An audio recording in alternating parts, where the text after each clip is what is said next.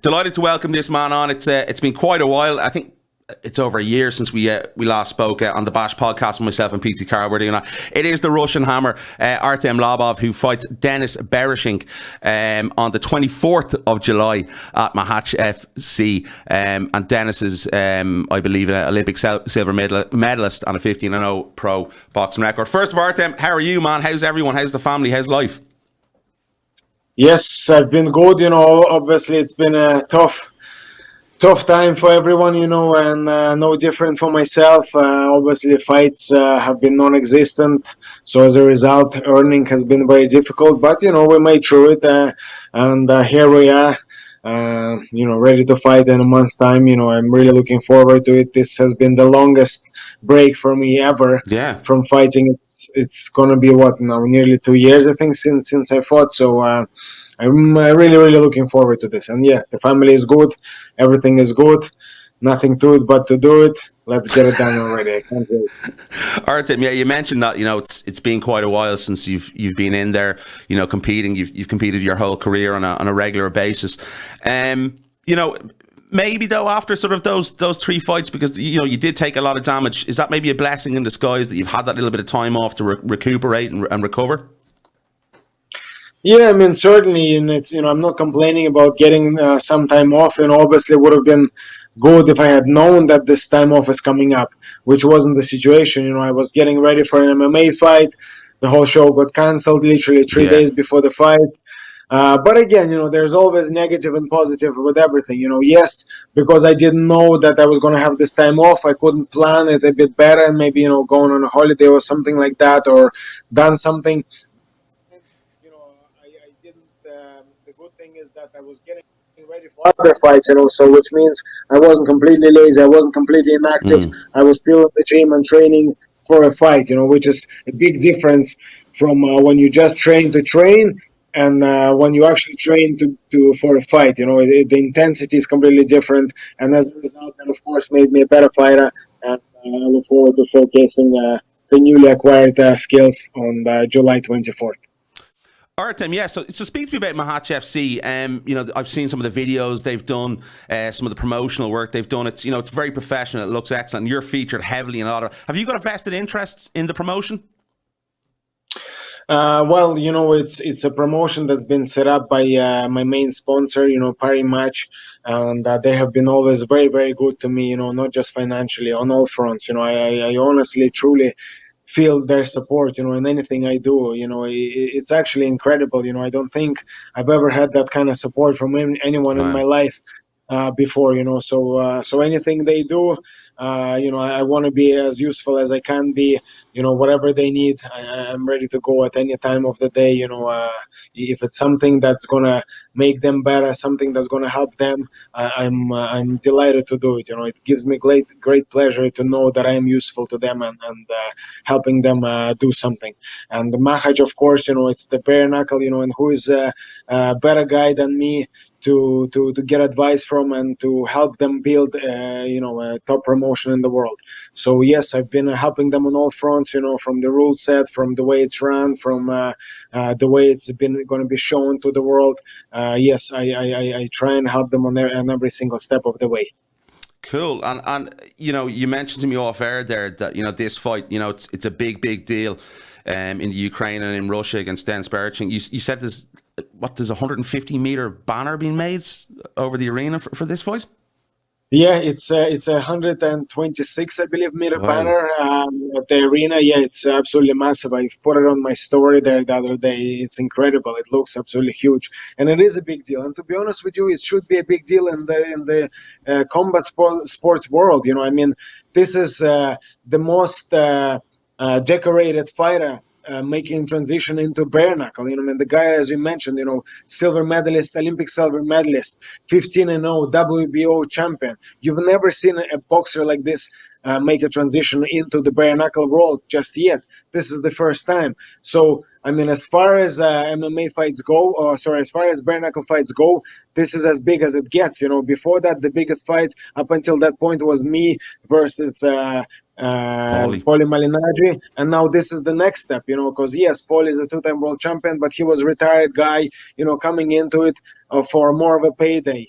Here you have an athlete who is young, hungry, very accomplished, and he is making transition. So that's showing to me that bare knuckle is going in the right direction, and big things wait ahead. Can you give us sort of a sense of how big this is over there? Because obviously we're not, I don't think, getting it yet, the sense of how big it actually is over there.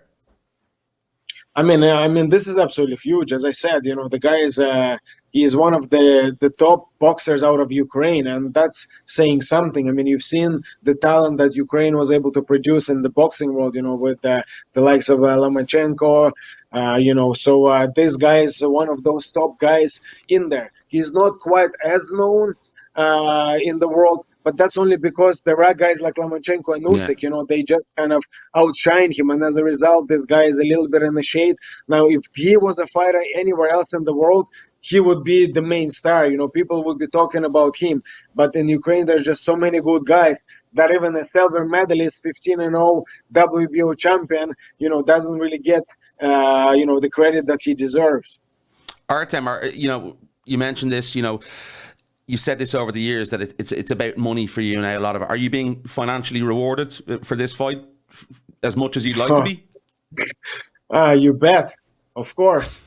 Come on, to me, this is, once I switch my focus on something, I always do it right. At the start, for me, it was about earning my reputation. As I said, first you work for your reputation, then your reputation works for you. So at the beginning, it was about having the toughest fights, fighting whoever, whenever. I wanted to break that stupid setup that boxing and all the other combat sports always have, of padding the record and avoiding all the tough guys. And I did that earlier in my career. I fought everybody everywhere. I went out to the backyards of all these fighters, took on the best fighters anywhere for no money, really. But then my focus has switched. Since I've become a father, I'm a provider for the family, and I need financial stability. So as soon as I changed my focus to getting paid, I of course got that in order very quickly, and now my paychecks are pretty large every single time I fight. What do you think like the state of boxing at the moment? And I get really pissed off with, and I understand why they're doing it. The YouTubers coming over, like Logan Paul and Jake Paul coming over to fight like Mayweather and stuff. What's your opinion on this? Because it seems like boxing maybe is in such a state at the moment that these guys are sort of looking for these fights, and it's really sort of selling out the fans, in my opinion, that they're not seeing a lot of the really high level quality fights they should be seeing. I see it as a positive thing, because these guys are putting eyes on it. And then when people are watching them fight, and then they see a high quality fight on the same card, they go, oh, hold on a second. This is actually a great sport. And then in future, they will become fans. And whose fault is it that no one is watching boxing? That's the boxing promoters. Yeah. They ruin boxing with record fighting. Nobody wants to see your fucking fake fights. You know what I mean? Everybody is undefeated. Everyone has a belt. And nobody wants to fight each other. So whose fault is it? You know what I mean? They don't want to give people the fights that people want to see. So somebody else is doing that. In boxing, they just love about talking. Oh, how would this guy do against this guy? And how will this guy do against that guy? How about stop fucking talking and not just fight? And let's see and let's find out. I think the UFC have shown everybody that there's no need to pad records. Yeah. You just have to let people fight, and then things will take care of themselves. And the main thing is that you will actually get legitimate stars, real stars. Because when you're padding the record, everybody has the win. So you don't know who is a real star and who is not, who actually has talent and who doesn't. But when you just let guys fight each other, fight the best guys, the cream will always rise to the top. And it's exactly what's happened in the UFC. And the main thing as well is that people don't care about all these undefeated things. I mean, look, so what? Conor had a loss, and then what? It only made his next fight bigger. Him and Nate Diaz, you know what I mean? He lost the first fight, and then the second fight was even bigger. He won that one, and now the third fight is going to be even bigger after that. The same situation with Dustin Poirier. So we can see now there's no need for this fakeness record padding. Yeah. Let's just fight everybody, and that's it. And it's going to take care of itself. If you look at football as well, the same situation there. You look at Premiership. Half the teams in the league have more losses than wins, and still the stadiums are always packed. People are still interested. Everybody's still watching. Every single player still getting huge money, still getting looked after, getting paid properly, because people love real, because life is real. Life is not about always winning. In life, you lose actually more often than you win. If you're looking for a job, you're sending thousands of applications and you're hearing no, no, no, no, no back. For that one win that you get, the yes, and that changes everything. And that's what people like to see. They like to see reality. They like to see real, not bullshit. So let's fucking get on with it. Fuck the record putting, and also getting paid. If we stop the record putting, if there was no record putting completely, there's going to be a lot more pay in boxing. Number one, there's going to be less fighters, a lot less fighters. When there's going to be every fight is a real fight, and as a result, because the demand is there, there's going to be less fights, less shows, and then as a result, people will be getting paid more. So if we got rid of record putting altogether, we could probably be in a situation where a boxer doesn't have to have a career more than 5 years. And those 5 years is going to be enough for him to secure a financially stable future for the whole family. I honestly, it drives me insane. I agree. It drives me insane, all this record putting. You know what I mean? It's completely destroyed the sport of boxing, and it's making its way into the sport of MMA also. It's not as much as it is in boxing. Thankfully, all thanks to UFC. But, I see other promotions trying to do that, and that's not a way forward. I agree. It's the promoters and stuff, sometimes these guys, they've one loss in their record and their career is almost over. It's absolutely, it's insane to me. And as you said about mixed martial arts, you can have a world champion who's had 12, 15, 20 losses on his record. It's absolutely bonkers. Listen to me. Was there any talk about you actually going over to pro boxing? Was there any offers made? Was that ever, in the mix? Right before the lockdown, I was kind of in talks for potentially boxing Foley in a glove boxing, fight.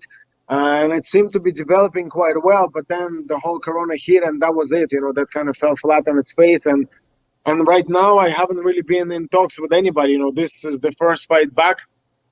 I win this fight, and I feel that this sets me up for a nice transition into the boxing world. I mean, at the end of the day, I want to have a win over a two-time world champion and an Olympic silver medalist. I mean, who the fuck else is doing that in boxing? Not that many. And I would have done it with no gloves on. You know what I mean? With just bare fists. So how is me going into fighting with pillows on my hands going to be more dangerous than that? I don't see how. So to me, I know in boxing they love to talk about how anybody would do and this and that and not actually fight. That's not a situation with me. I love to go in there and fight. So after this win, I'm going to be on to Eddie Hearn. I'm going to be on to Bob Arum and whoever else promoter are there, top promoters are out there, and I'll tell them, come on guys, give me a chance to go in there and prove myself against your top guys. Because let's find out. Let's not talk about. Let's not speculate. Let's just get in and get it done and make some money in the process. Do you think you got maybe, I don't think maybe, you got the plaudits you deserved after beating Paulie Malignaggi. How do you feel about that? Yes, certainly, certainly opened up a lot of people's eyes, as to the fact that it's not quite as the gap is not quite as big as they're trying to make it out, And also to me, for example, I never understood this when people say, oh, if an MMA guy transitions into boxing, it's going to be like a first day beginner. From where? I mean, every single MMA fighter hits pads with boxing coaches the same way any boxer does it. A lot of MMA guys have sparred with boxers on a regular basis. That's not something new. We do it on a regular basis. Yes, of course, we haven't quite spent as much time boxing as a boxer would, so there is going to be some differences in level, but it's not going to be that different. Now, I can tell you why for a boxer it's a much harder transition into MMA, because show me a boxer that elbows on a regular basis. Show me a boxer that wrestled even once in his life. Show me a boxer that can grapple. Show me a boxer that can kick. There's just so many things that for a boxer would be him seeing it for the first time. So as a result, he's going to be a professional MMA fighter versus first day beginner. But that is not the case when it's an MMA fighter transitioning into boxing. Artem, you mentioned it there, mixed martial arts, putting the whole set of your skills together and competing in mixed martial arts. Do you miss it at the moment? Is there that edge to compete again in mixed martial arts, sometime this year? Because obviously you were scheduled to come back in December, but that fell by the wayside, obviously, with the pandemic and stuff like that. So are you still missing it? Are you still going to come back to mixed martial arts? Absolutely, absolutely. And especially, when I'm working in a sport that's limited somewhat, like bare knuckle or boxing, and you learn new things, and then you see, oh Jesus, if I could kick here or whatever, that would make it an even better setup. Or so you get those kind of cravings to try and actually do something with MMA, to have the full spectrum of weapons available to you. So I definitely am missing it, and I'm hoping to make a comeback into MMA at some point. I've seen there's bare knuckle MMA promotion has been launched as well.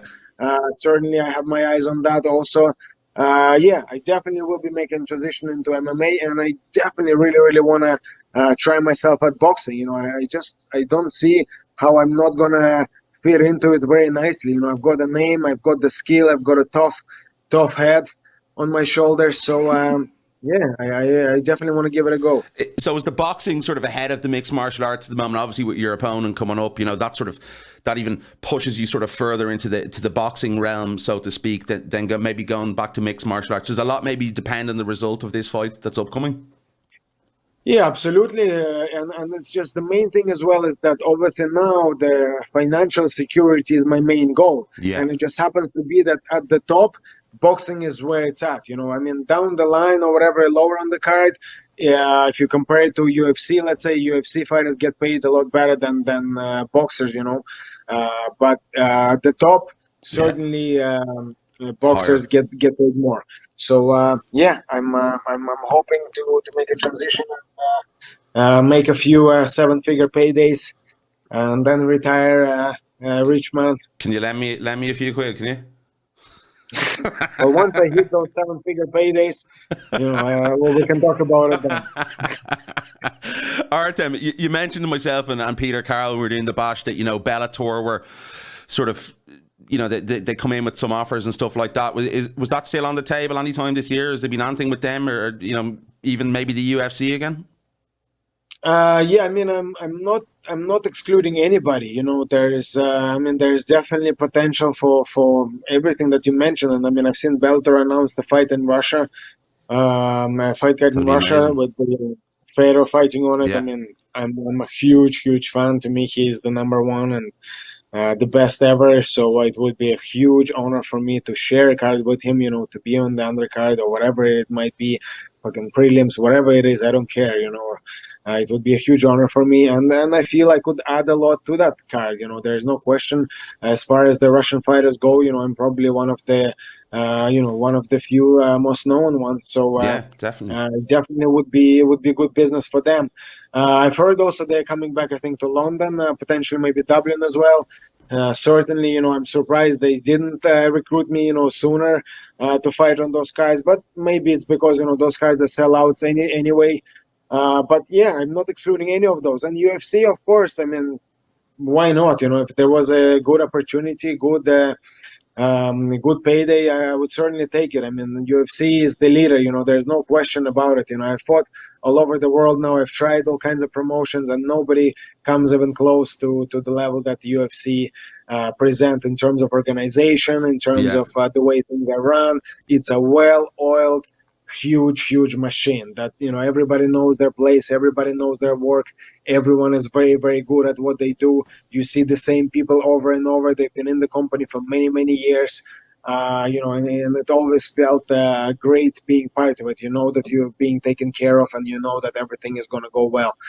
So certainly, I'm not excluding that one. Do you ever regret requesting your release from the UFC, sort of on the back of saying that?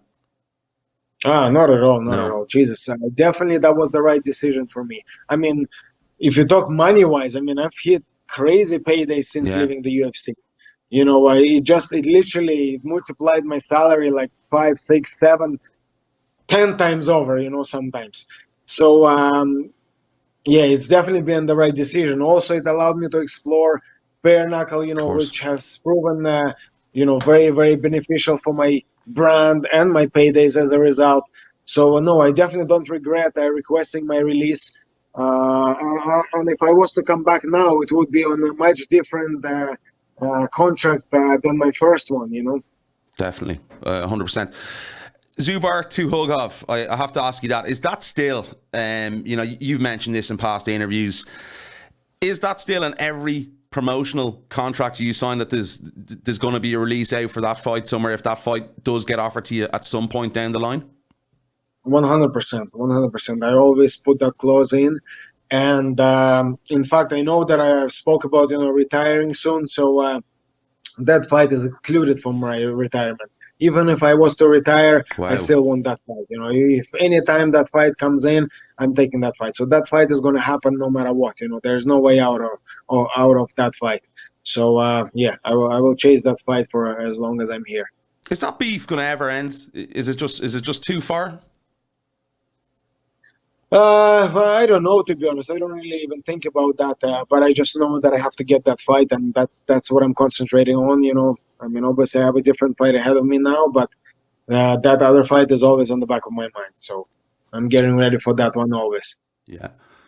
Artem, how long is left in the tank? You mentioned it there. Is it a year? Is it 2 years? Is it 3? Is a lot dependent on what happens, in a couple of weeks' time, at this fight? Yeah, I mean, of course, a lot happens, and I know I did say, was it in October that it was going to be 2 years, but I mean, I definitely didn't plan for Corona, that was just a whole year wasted, basically, so I'm probably going to have to be, 2 years from the next October. But we'll see how it goes, hopefully there is no more of this fucking pandemics, so whatever else, that might come into it that will fuck things up. Because to me, it wasn't the decision that, I'm sick of it or this or the other. It's to do with health, it's to do with me being a father. It's to do with me wanting a good future, a healthy future where I'm able to see my grandkids, and play with them and not be a vegetable, That's just the reality of the situation. And as I mentioned before, when you look at the numbers, the reality of the situation is that 20% of boxers retire with permanent brain damage, irreversible permanent brain damage. And that's 1 in 5, and given my style and how often I fight and everything that comes with it, it's just the reality of the situation. It's likely that I could end up one of those 20%.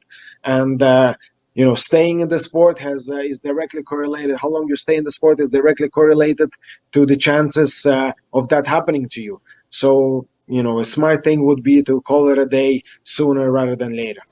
Yeah, I think a lot of fighters are sort of doing that at the moment. There, obviously there's more information available to fighters on the long-term results of combat sports and what they do, obviously, to your brain and stuff like that. Khabib's obviously retired, and I wanted to ask you this one. What do you think his legacy will be now that he's retired, being from Russia? Do you think he's going to go down as the greatest of all time? I mean, as the greatest of all time, that's a very, very hard company, to be with. To me, that's Fedor. To me, it's Fedor, and there's nobody that comes close with it.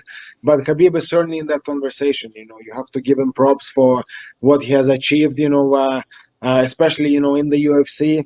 I certainly would love to see him fight more. I would love to see him fight, Conor again. Yeah, and definitely. Now as well, the lightweight division is on fire. There's a lot of interesting matchups there, but you have to respect his decision, and as I mentioned already, this is fighting, we're talking about, when you the whole life you're in this sport, it's very dangerous for your health, so it's probably a very smart decision on his part to retire, young and healthy.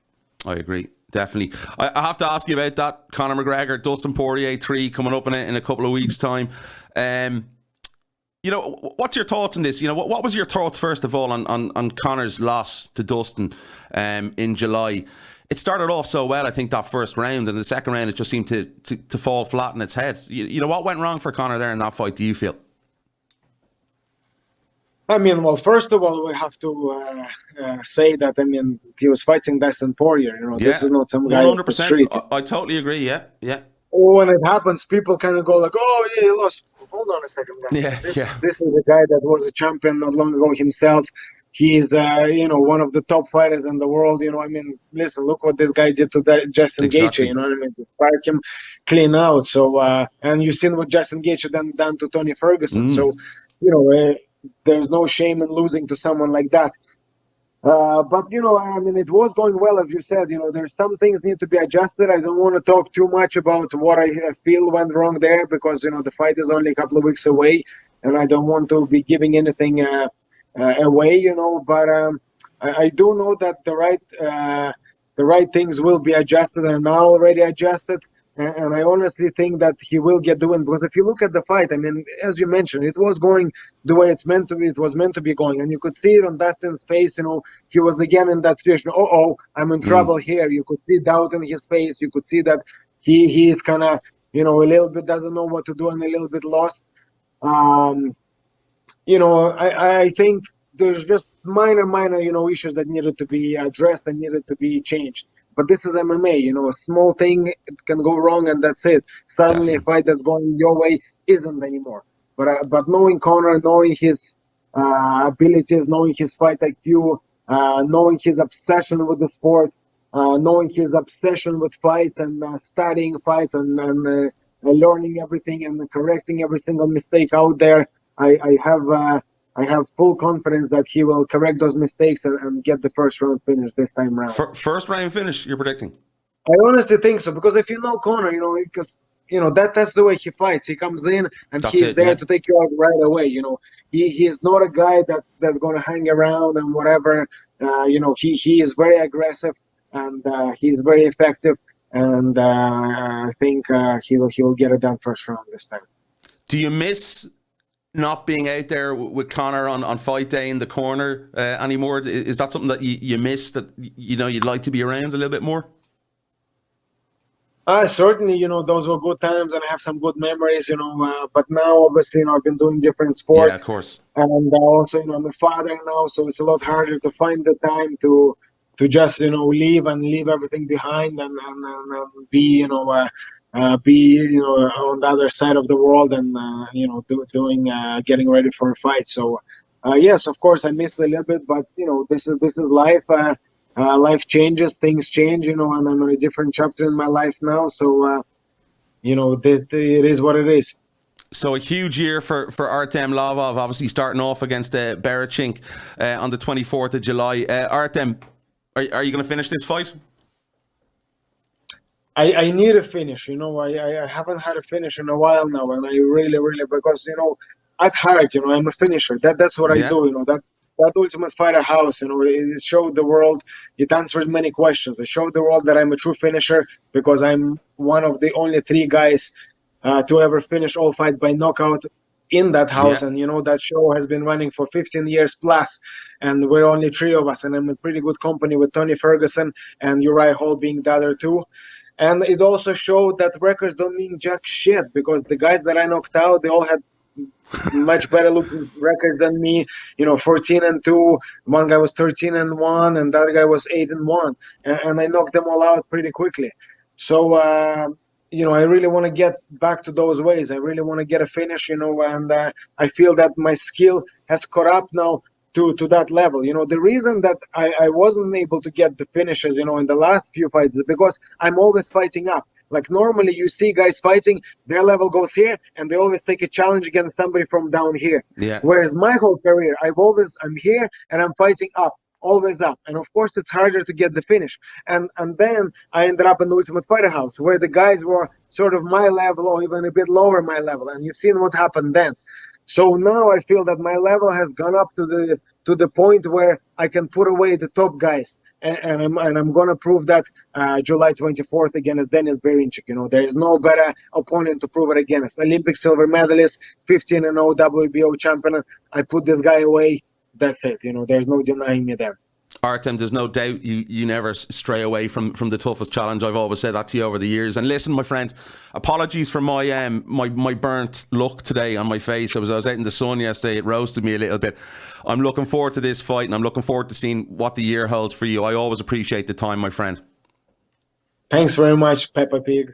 Thanks for checking out the video. If you want to see more videos like this, do hit the subscribe button and also the notification button so you don't miss any future updates. You can also catch us on social media and also give the video a thumbs up. It does help. Thanks, guys.